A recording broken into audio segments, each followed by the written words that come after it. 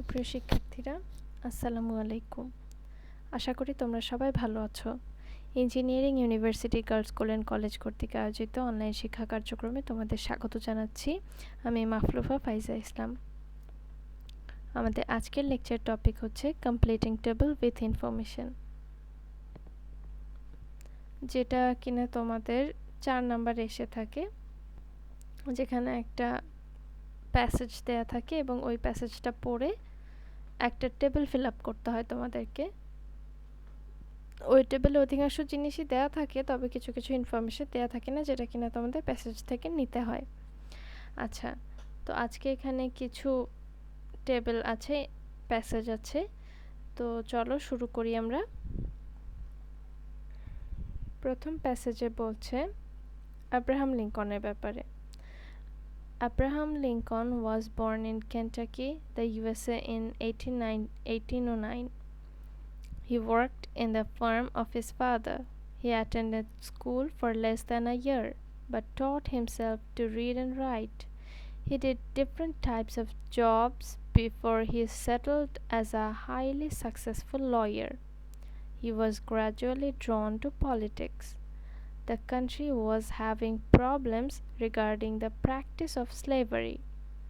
The white men owned large farms in the southern states.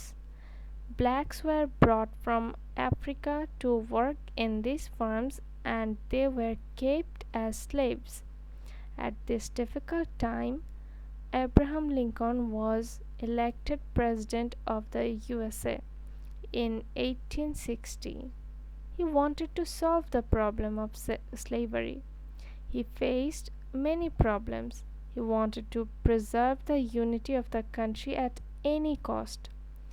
Finally, a civil war broke out between the northern states and the southern states. He fought the war bravely and declared, "A nation cannot exist half free and half slave." He won the war and kept the country united. Lincoln was elected president for a second time. He was not against anybody and wanted everybody to live in peace. He made sincere effort to heal the people's wounds caused by the war. In 1862, Lincoln declared that from then onwards all the slaves would be free. This made him very popular among the people. Lincoln was assassinated in 1865. তো তোমরা এখানে সবাই বুঝতে পারলে যে এখানে American president Abraham লিঙ্কনের ব্যাপারে কথা বলা হয়েছে। উনি ইউএসএতে 1809 সালে জন্মগ্রহণ করেন এবং শুরুতে উনি ওনার বাবার ফার্মে কাজ করতেন। পরবর্তীতে উনি একজন প্রথিতযশা উকিল হিসেবে আত্মপ্রকাশ করেন। আচ্ছা, এবং ধীরে ধীরে উনি পলিটিক্সের দিকে আগ্রহী হন। এরপরে উনি যে সময় প্রেসিডেন্ট নির্বাচিত হন, ওই সময় আমেরিকান অবস্থা কী ছিল স্লেভারি নিয়ে বা দাস প্রথা নিয়ে সেটা বলা আছে। এবং উনি প্রেসিডেন্ট নির্বাচিত হওয়ার পরে উনি চেয়েছিলেন যে এই বাজে একটা যে সিস্টেম সেটা যেন চলে যায়, এবং সে অনুযায়ী উনি কাজ শুরু করেন। এবং এর ফলশ্রুতিতে আমেরিকার উত্তর এবং দক্ষিণের রাজ্যগুলোর মধ্যে বা প্রভিন্স বলা যায়, প্রদেশগুলোর মধ্যে কি যুদ্ধ লেগে যায়, সিভিল ওয়ার শুরু হয়ে যায়। এবং উনি শেষমেশ যুদ্ধে জয়লাভ করেন এবং উনি ইউএসের সংবিধানে একটা চেঞ্জ নিয়ে আসেন, যেটার মাধ্যমে কিনা ইউএসএ থেকে এই দাস প্রথার বিলুপ্তি ঘটে। ঠিক আছে, তো এবং এইভাবে উনি মানুষের মধ্যে খুবই জনপ্রিয়তা অর্জন করেন। তো যাই হোক, শেষমেশ দেখা যায় যে উনি সেকেন্ড টাইমেও জিতেছেন। ঠিক আছে, তোমরা জানো কি না এখন কিন্তু ইউএসের প্রেসিডেন্সিয়াল ইলেকশন চলছে। যাই হোক, তো 1865 সালে উনি খুন হন, মানে উনি আততায়ীর গুলিতে উনি নিহত হন। আচ্ছা, এরপরে দেখো এখানে যে টেবিলটা দেয়া আছে, এখানে কি বলছে যে popular declaration all slaves would be free. আচ্ছা, worked as successful lawyer and gradually drawn to dash এই যে এইখানে হচ্ছে তোমাদের প্রথম fill in the blanks তো এইখানে তোমরা বুঝতেই পারছো drawn to politics হবে যে উনি ধীরে ধীরে রাজনীতির দিকে ঝুঁকে যান তারপরে বলছে কি দেখো এখানে প্রথম যেটা Abraham Lincoln born in Kentucky the USA in 1809 এখানে কোনো fill up করার মতন কিছু নেই এরপরে যেটা আছে এখানে ভাগ ভাগ যেহেতু করা আছে এখানে he was elected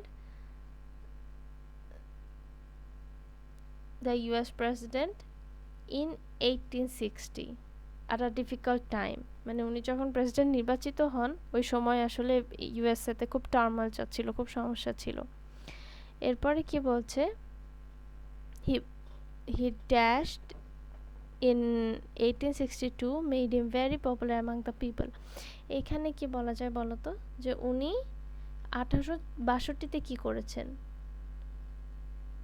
যে উনি ব্যান করে দিয়েছেন বা এটা নিষিদ্ধ করে দিয়েছেন he banned slavery এবং এই কারণে ওনার জনপ্রিয়তা অনেক বেড়ে যায় আচ্ছা he was assassinated এটা একদম লাস্ট লাইনে দেয়া আছে দেখো in 1865 তারপরে কি বলছে dash to work in farms and to keep them as slaves আচ্ছা they were brought from Africa আচ্ছা এখানে বলা যায় obviously এখানে blacks হবে বা black people এভাবেও বলতে পারো তোমরা যাই হোক এই ছিল আমাদের টেবিল নাম্বার 1 আচ্ছা এর পরেরটা দেখি কি আচ্ছা এই কোয়েশ্চেনটা নেওয়া হয়েছে তোমাদের 2020 সালের একটা কোয়েশ্চেন এটা নীল আর্মস্ট্রং এর ব্যাপারে দেখো Neil Armstrong was the first man who walked on the moon he was an American astronaut he was also an aerospace engineer Armstrong was born on 5th August 1930 in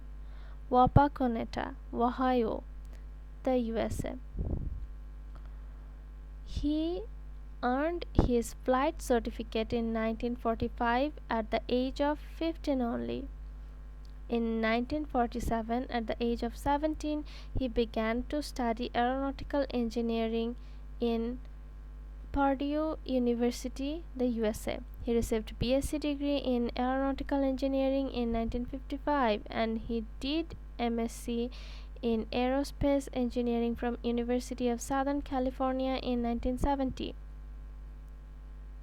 In 1958, he was selected for the US Air Force Man in Space program. Neil Armstrong, along with his group, launched the mission to the moon with Apollo 11 on July 16, 1969.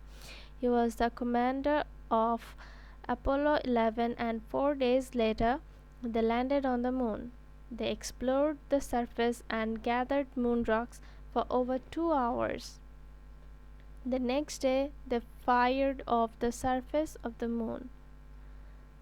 আচ্ছা তো এখানে তোমরা বুঝতেই পারছো যে চাঁদের মাটিতে প্রথম পা রাখা যে ব্যক্তি নীল আর্মস্ট্রং তাকে নিয়ে এই প্যাসেজটা দেওয়া হয়েছে ওনার জন্ম কত সালে উনি কোথায় জন্মগ্রহণ করেছেন এরপরে মাত্র 15 বছর বয়সে উনি ফ্লাইট সার্টিফিকেট পেয়ে যান এরপরে আস্তে আস্তে উনি অ্যারোনটিক্যাল ইঞ্জিনিয়ারিং ডিগ্রি নেন একটা ইউনিভার্সিটি থেকে এরপরে উনি হচ্ছে এমএসসি করেছেন সাদার্ন ক্যালিফোর্নিয়া ইউনিভার্সিটি থেকে এরপরে দেখা যাচ্ছে কি যে উনি একজন মানে US air force man in space program যেটা শুরু হয় সেখানে উনি সিলেক্টেড হন এবং উনি ছিলেন হচ্ছে অ্যাপোলো 11 যে চন্দ্রযান বলা হয় ওই সময় 69 এর যে মিশন ছিল চন্দ্র অভিযান ছিল সেখানে উনি কমান্ডার ছিলেন এই অভিযানের তো দেখা যায় যে উনি হচ্ছেন চাঁদের মাটিতে পা রাখা প্রথম ব্যক্তিত্ব এবং ওখানে যাওয়ার পর উনি কি করেছেন দেখো এখানে বলেছে যে উনি চাঁদের মাটি থেকে পাথর সংগ্রহ করেন এবং সেখানে প্রায় 2 ঘন্টা ওনারা অবস্থান করেন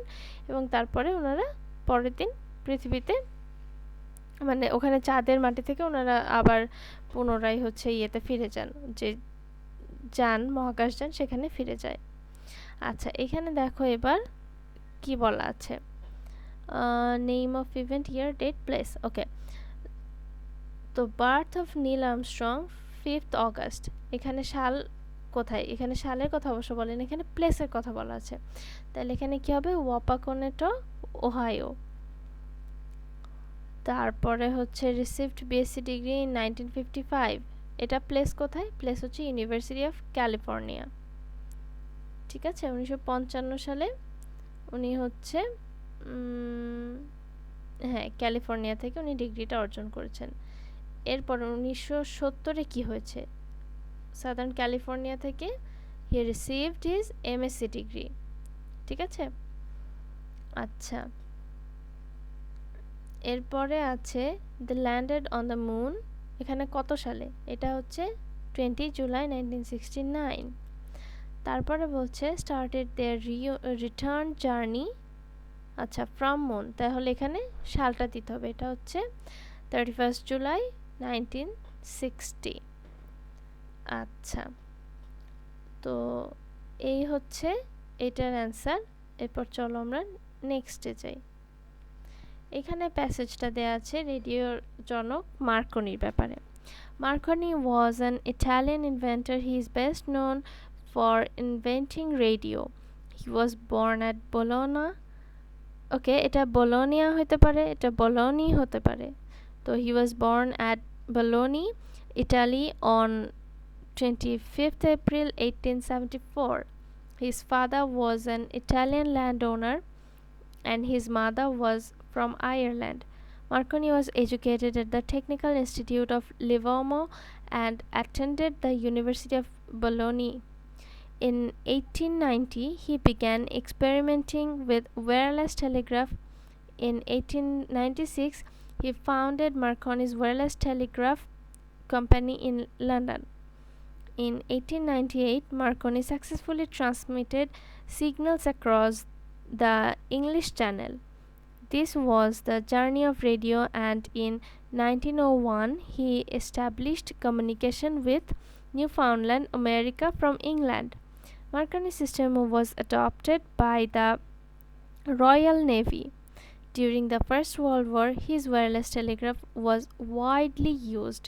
He won the Nobel Prize for Physics in 1909. He died in 1937. তো এখানে তোমরা দেখতে পাচ্ছ যে মার্কনির ব্যাপারে বলা হয়েছে। তো উনি রেডিও আবিষ্কার করেছিলেন। উনি ইটালির বলোনি শহরে, এটা বোলোনা বলা হয়, ইটালিয়ানে বলোনিয়া এভাবে বলে, আর এটা আমেরিকানরা বলোনি এভাবে চেঞ্জ করে ফেলেছে। এনিওয়ে, তো দেখতে পাচ্ছ উনি ইটালিয়ান ছিলেন। তো ওনার বাবা ল্যান্ড ওনার ছিলেন, মা আয়ারল্যান্ডের অধিবাসী ছিলেন। এরপরে বলছে যে দেখো এখানে একটা ইনস্টিটিউটের নাম দেওয়া আছে, উনি কোথা থেকে পড়াশোনা করেছেন। এরপরে সেখানে উনি ওয়্যারলেস টেলিগ্রাফ নিয়ে এক্সপেরিমেন্ট শুরু করেন, অর্থাৎ এটা পরীক্ষা নিরীক্ষা শুরু করেন। আর 1896-এ উনি হচ্ছে এই wireless Telegraph company in London, এখানে একটা কোম্পানি শুরু করেন। মার্কনি নিজের নামে উনি পেটেন্ট করে নিয়েছিলেন। তো 1898 সালে মার্কনি এটা যেটা করেছেন যে সাকসেসফুলি যে সিগন্যাল, ওয়্যারলেস সিগন্যাল, সেটা ট্রান্সমিট করতে উনি সক্ষম হন অ্যাক্রস দ্য ইংলিশ চ্যানেল।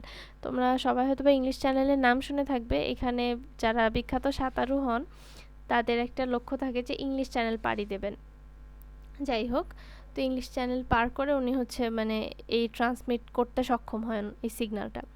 এরপরে রেডিও আবিষ্কারের ক্ষেত্রে ওনার যে জার্নি, এরপর উনি 1901-এ হচ্ছে আবার নিউফাউন্ডল্যান্ড, যেটা কিনা আমেরিকায় অবস্থিত, অর্থাৎ উনি ইংল্যান্ড থেকে আমেরিকাতে যোগাযোগ, টেলিকমিউনিকেশন যে যোগাযোগটা, ওয়্যারলেস যোগাযোগ, সেটা এস্টাবলিশ করতে সক্ষম হন।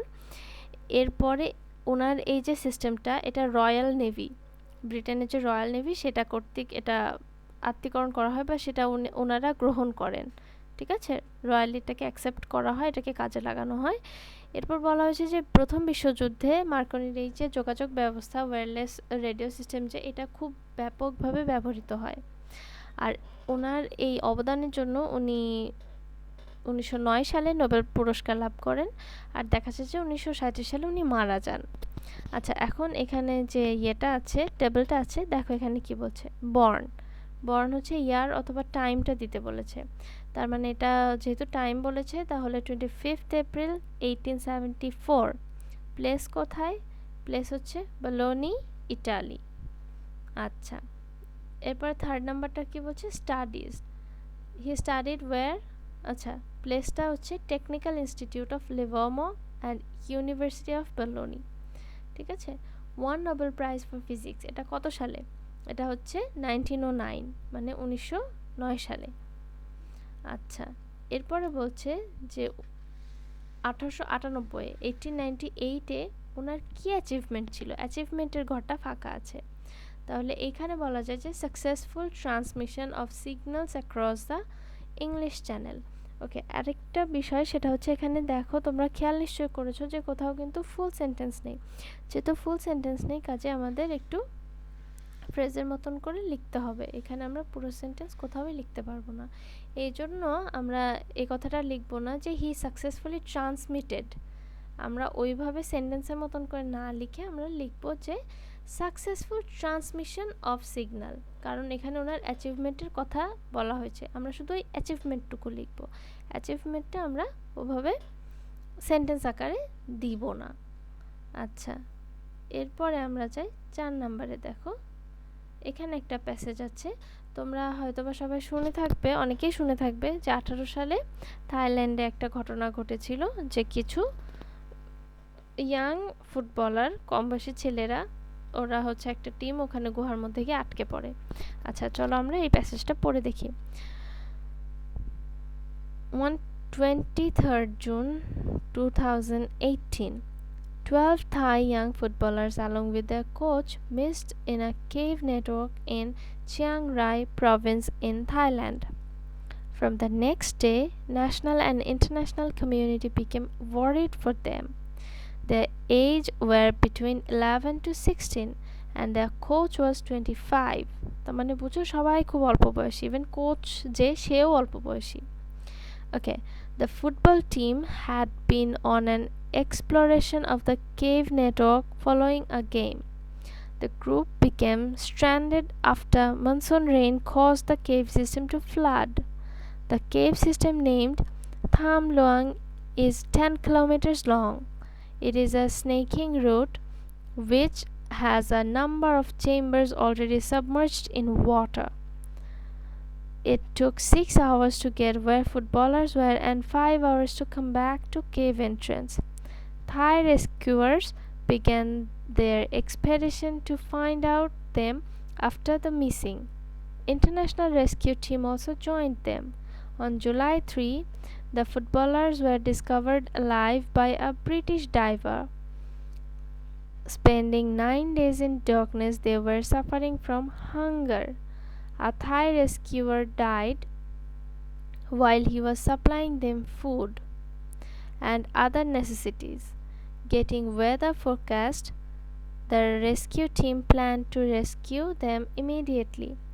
Navy divers had to lead the boys along the underway path from the cave. On July 8, 4 boys were rescued. Finally, all 13 were rescued in the next 3 days. আচ্ছা, তোমরা সবাই তাহলে বুঝলে যে 2018 সালের জুনের 23 তারিখে এই ঘটনা ঘটেছে। একটা কম বয়সী ফুটবলারদের দল, তাদের কোচ সহ, এখানে যে চিয়াংরাই প্রভিন্সের যে একটা কেভ আছে সেখানে ওরা একটা অভিযানের মতন চালায়। ঠিক অভিযান না, ওরা এমনি ওখানে একটা গিয়েছিল নিজেরা ওখানে ঘুরে দেখার মতন। তো সেখানে গিয়ে ওরা কি হয়, ওটার মধ্যে আটকা পড়ে, কারণ মনসুন বা বৃষ্টির কারণে কেভের মধ্যে যে যাতায়াতের রাস্তা সেটা বন্ধ হয়ে যায়, মাটি ধসে ওটা বন্ধ হয়ে যায়। এবং এই কেভটার অনেক রকম রুট ছিল, অনেক রকম রুট না, মানে চেম্বার বা কম্পার্টমেন্ট এরকম ছিল, এবং বিভিন্ন কম্পার্টমেন্টের মধ্যে পানি জমে ওই যাওয়া আসার রাস্তাটা বন্ধ হয়ে গিয়েছিল। তো ওরা অনেকটা সময়, এবং এই যে গুহাটা এটা 10 কিলোমিটার মতন লম্বা ছিল, এবং এই যে পানি দিয়ে সাবমার্জড বা পানি দিয়ে বন্ধ হয়ে যাওয়ার কারণে ওরা হচ্ছে কেভ এন্ট্রান্সে আসতে দেরি হয়ে যায়, প্রায় 6 ঘন্টা লেগে যায় ওদের মূল যে পয়েন্টটা, এন্ট্রান্স পয়েন্ট, সেখানে আসতে। তো যাই হোক, এবং সবাই আস্তে আস্তে ওদের কোনো খোঁজখবর না পেয়ে বেশ চিন্তিত হয়ে ওঠে। থাই যে মানুষজন, মানে ন্যাশনালি এবং ইন্টারন্যাশনালি এই ঘটনাটা একটা অ্যাটেনশন ড্র করেছিল। আচ্ছা, এরপরে হচ্ছে তারা ন্যাশনালি তো রেস্কিউ টিম পাঠায়, তার সাথে ইন্টারন্যাশনাল রেস্কিউ টিমও ওটা জয়েন করে। তো যাই হোক, তারা তাদের এক্সপেডিশন বা এটা হচ্ছে তারা শুরু করে উদ্ধার অভিযান জুলাইয়ের 3rd যে দিন, জুলাই 3 তারিখে। তো যাই হোক, একজন ব্রিটিশ ডাইভার মানে ডুবুরি আর কি তাদেরকে প্রথম লোকেট করতে পারে। এরপরে তাদের প্রায় 9 দিন লেগে গিয়েছিল। তারা এই ফুটবলার যে দল তারা 9 দিন ওই গুহার মধ্যে ছিল, অন্ধকারের মধ্যে ছিল, খাবার দাবার ছিল না, অবস্থা খুব খারাপ ছিল। যাই হোক, এই 13 জন মানুষ অবশেষে হচ্ছে তাদেরকে উদ্ধার করা হয়। তবে এই কাজ করতে গিয়ে রেস্কিউ টিমের একজন মারা যান। ঠিক আছে, একজন থাই রেস্কিউয়ার মারা যান। যাই হোক, এবার আমরা দেখি এখানে টেবিলে কি বলছে। দেখো, এইম ছিল হচ্ছে রেস্কিউ দ্য টিম লাইভ। তো হু বলেছে এখানে, হু অ্যাক্টিভিটিস ওয়েন ওয়্যার প্লেস। আচ্ছা, তো 12 থাই প্লেয়ার্স ফুটবলার্স অ্যাক্টিভিটিস হচ্ছে মিসড ওয়েন, সেটা দেয়া আছে। এখন ওয়্যার বলেছে, তো প্লেসটা কোথায়? তো এখানে বলা যায় ইন আ কেভ নেটওয়ার্ক, মানে গুহার যে মানে যাতায়াতের জায়গা বা গুহার যে একটা নেটওয়ার্ক বা ওইখানে একটার সাথে আরেকটা কানেক্টেড, ওইরকম একটা জায়গায় ওরা হারিয়ে যায়।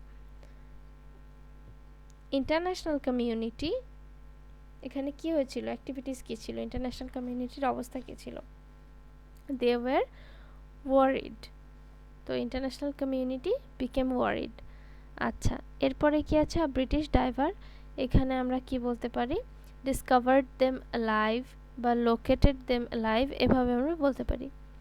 আচ্ছা, এবং এটা কোথায় ঘটেছে, সে তারা হচ্ছে ওখানে ডিসকভার করেছে, এটা জুলাই 3 তারিখে 2018 সালে।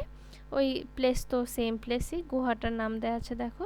তারপর আ থাই রেস্কিউয়ার ডাইড, এখানে কবে, সেটা হচ্ছে গিয়ে while supplying them food and other necessities, মানে তারা তাদেরকে যখন এই থাই রেস্কিউয়ার খাবার দাবার সাপ্লাই দিচ্ছিল বা তাদের অন্যান্য প্রয়োজনীয় দ্রব্য সাপ্লাই দিচ্ছিল, ওই সময় কাজের মাঝে সে মারা যায়। তারপর দেখো এইম কি, ওয়ার রেস্কিউড নেক্সট 3 days চিয়াংথাই থাইল্যান্ড। আচ্ছা, এইখানে অল 13 ফুটবলার্স, এটা যদিও ঠিক এইমের মধ্যে একটু কেমন যেন, যাই হোক, এখানে আমরা বুঝতে পারছি যে ফুটবলারদের রেস্কিউ করার কথাটাই এখানে বোঝানো হচ্ছে। all 13 footballers were rescued in next 3 days Chiang Rai Thailand. আচ্ছা, তোমরা সবাই বুঝলে, এইভাবে ছোট ছোট করে তোমাদের জাস্ট অ্যান্সারটা লিখে তোমাদের শেষ করে দিতে হবে। আচ্ছা, নেক্সট কি বলছে দেখো। নেক্সট এখানে যে প্যাসেজটা আছে সেটা আছে শহীদ আলতাফ মাহমুদের বিষয়ে। তোমরা হয়তোবা নাম শুনে থাকবে সবাই, কারণ আমার ভাইয়ের রক্তে রাঙানো 21শে ফেব্রুয়ারি, এই গানটা আমরা কম বেশি সবাই শুনেছি। তো উনি এই গানটার সুরকার। তো চলো দেখি আমরা এখানে কি বলছে ওনার ব্যাপারে। Altaf Mahmud was a musician, cultural activist and martyred freedom fighter of the Bangladesh Liberation War. He was born on 23rd December 1933. He was also a language activist of the language movement and composer of Amar Bhaiyer Rokte Rangano, the famous song written by Abdul Ghaffar Chaudhuri, a famous journalist. Okay. In 1950, he sang Ganashongit in many places to inspire the activists of language movement. Along with his singing, Mahmud continued to support the movement. He tuned the song Amar Bhai Rokte Rangano in 1969 in Johir Raihan's film Jibon Theke Neya. Altaf Mahmud took part in the Bangladesh Liberation War in 1971. He created a secret camp inside his house for the freedom fighters. But as the secret revealed, Pakistan Army caught him on August 30, 1971. He was tortured by them. A lot of other guerrilla war fighters like Shafi Imam Rumi were also captured by the Pak Army on that day. Along with most of them, he was lost ever since. His patriotic songs, which were then broadcast at the Shadhin Bangla Betar Kendro, also inspired the war fighters at that time. In 1977, Altaf Mahmud was awarded the Ekushe Padok for his valuable contribution to Bengali culture and the War of Liberation.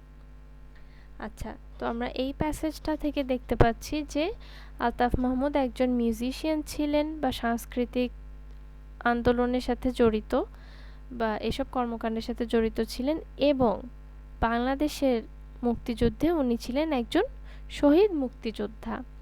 ঠিক আছে?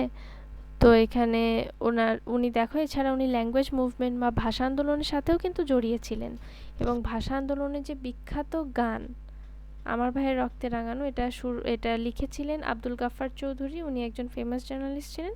আবার ওনার এই গানটাকে সুর দেন হচ্ছে আলতাফ মাহমুদ। আচ্ছা, এরপরে উনি দেখা যায় যে উনি গণসংগীতের একটা ক্যাম্পেইন শুরু করেছিলেন বা একটা ধারা শুরু করেছিলেন। উনি বিভিন্ন জায়গায় গণসংগীত গেয়ে বা গ্রুপে গান গেয়ে উনি হচ্ছে ল্যাঙ্গুয়েজ মুভমেন্টকে সাপোর্ট দেয়ার বা ওনার তরফ থেকে সমর্থন দেয়ার বা এটাকে ইন্সপায়ার করার চেষ্টা করেছেন। তো পরবর্তীতে যখন 1969 সাল আসে, ওই সময় জহির রায়হানের বিখ্যাত একটা মুভি আছে জীবন থেকে নেয়া, তোমরা আশা করি কোনো না কোনো সময় তোমরা দেখেছো। ছোটবেলায় তো প্রতি বছর আমি এটা দেখতাম, প্রতি বছর বিটিভিতে দিত, প্রতি বছরই দেখতাম। তো তোমরা প্রতি বছর দেখতে হবে না, তোমরা যদি সুযোগ হয় দেখে নিও।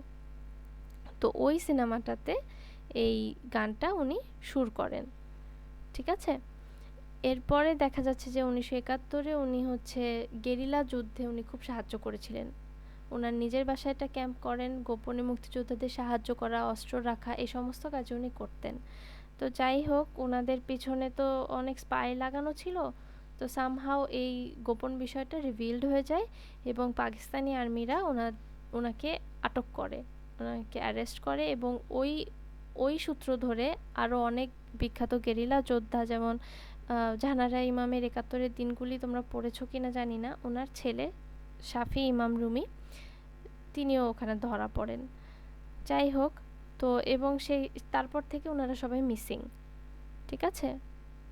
ওনাদেরকে ধরে নিয়ে যায় পাকিস্তানি সেনারা। যাই হোক, এবং ওনার বিভিন্ন সুর করা ওনার গান সেগুলো স্বাধীন বাংলা বেতার কেন্দ্রে প্রচারিত হতো, যেটা কিনা ওই সময় মুক্তিযোদ্ধাদের খুবই ইন্সপায়ার করতো।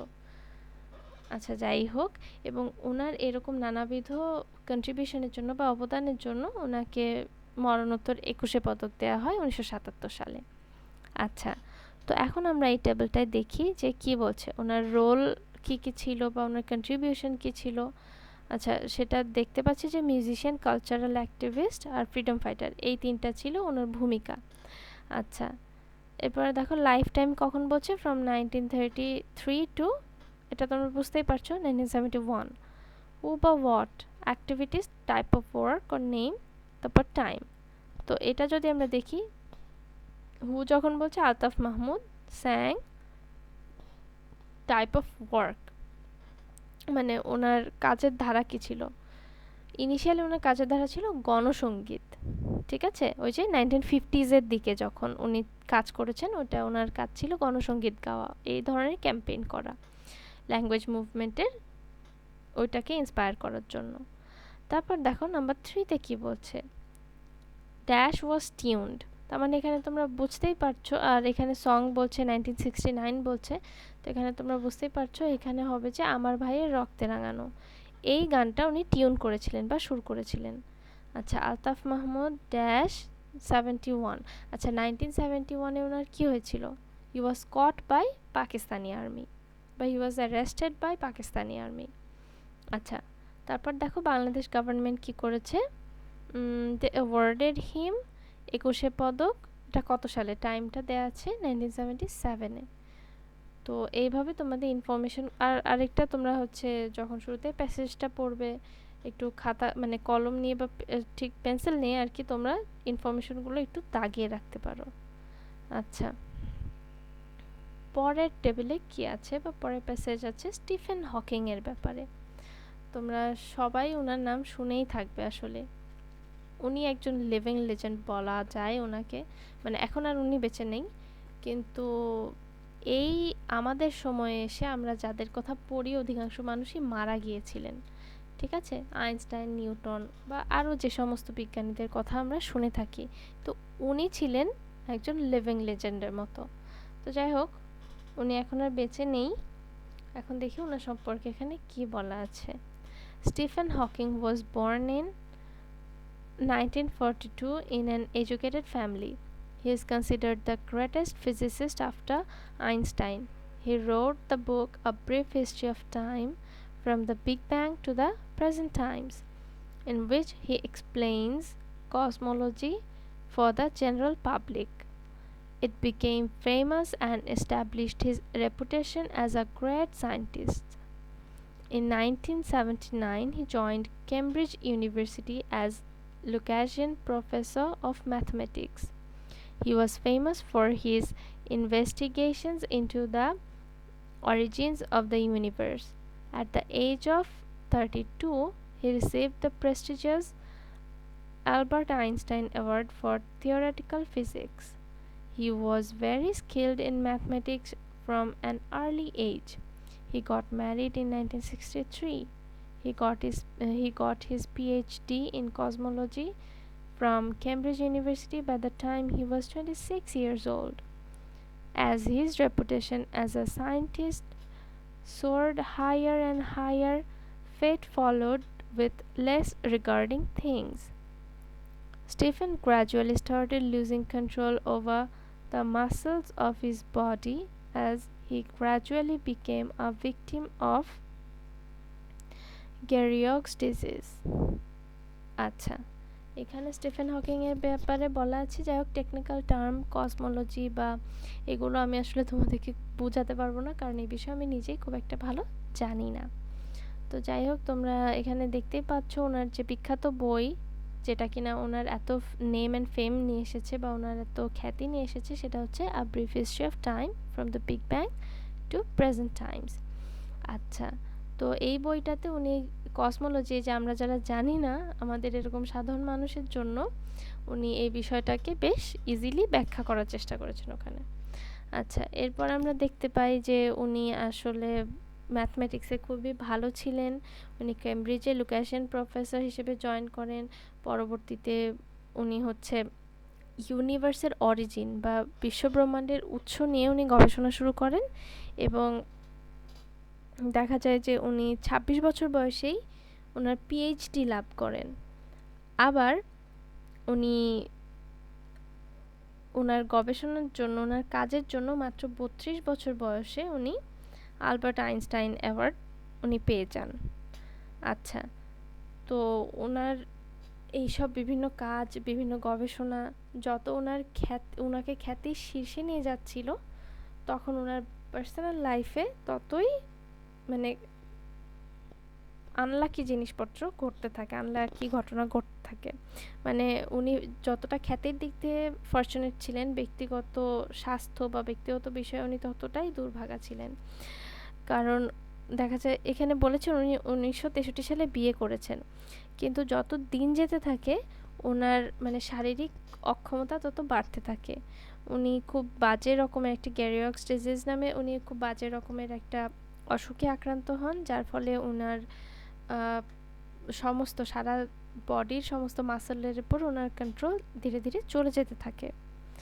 যাই হোক, শেষমেশ ওনার মাথাটাই পরিষ্কার ছিল, আর উনি খুব বেশি নড়াচড়া করতে পারতেন না, আঙ্গুল হয়তো বা একটু নাড়াতে পারতেন।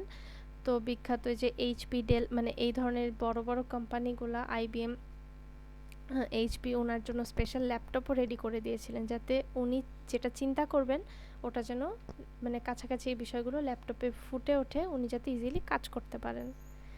তো কি একটা অবস্থা ভাবো, এটা যদি এখানে দেয়া নেই, আমি বললাম তোমাদেরকে। যাই হোক, টেবিলটা দেখি এখানে কি বলছে। স্টিফেন হকিং, এখানে কি হবে, ওয়াজ বর্ন 1942 এডুকেটেড ফ্যামিলিতে। আচ্ছা, তারপরে বিইং গ্রেটেস্ট ফিজিসিস্ট, এটা কবে, এটা কবে তো না, এটা বলা হচ্ছে যে উনি আফটার আইনস্টাইনের পরে ওনার এই অ্যাচিভমেন্টটা সব থেকে বড় ছিল। এবং এখানে উনি কাজ কি করেছেন বা এই খ্যাতির রিজনটা কি ছিল, যে he explained cosmology for general people. আচ্ছা, তারপরে 4 নম্বরে দেখো ফিল ইন দ্য ব্ল্যাঙ্কসটা কি আছে। এখানে হবে যে কেমব্রিজে কত সালে বা কোন সময় কিভাবে কি করেছেন। He joined as Lucasian professor of mathematics, উনি কেমব্রিজে এই হিসেবে জয়েন করেছেন। তারপরে 1968-এ উনি পিএইচডি লাভ করেন। এটা বলা যায় যে প্লেস, যেহেতু এটা হচ্ছে ফ্রম কেমব্রিজ ইউনিভার্সিটি। আচ্ছা, তো চলো আমরা নেক্সট যেটা সেটাতে যাই। আচ্ছা, এখানে বলছে যে এই যে আইনস্টাইনের পরবর্তীতে যে মানুষটা তো বিখ্যাত হয়েছেন, এবার আইনস্টাইনের কথাও চলে এসেছে। Albert Einstein was one of the greatest scientist of the world. He was born as the first child of Jewish parents in Ulm, Germany on March 14, 1879. His father was a businessman and his family business was the manufacture of electronic parts. When the business failed in 1894, the family moved to Milan, Italy. Within a year, still without having completed secondary school, he failed in an examination that would have allowed him to pursue a course of study leading to diploma as an electrical engineer at the Swiss Federal Institute of Technology. He was an average student but was very interested in science and mathematics. He spent 1895 in a high school of uh, Arau, a small town at the border of Germany and Switzerland. He returned to his Swiss Federal Institute of Technology in 1896, from which he graduated in 1900. He became a professor of theoretical physics at the University of Zurich in 1909. In 1921, he received the Nobel Prize in Physics. আচ্ছা, এখানে তোমরা বুঝতেই পারছো যে উনি Einstein সম্পর্কে বলা আছে।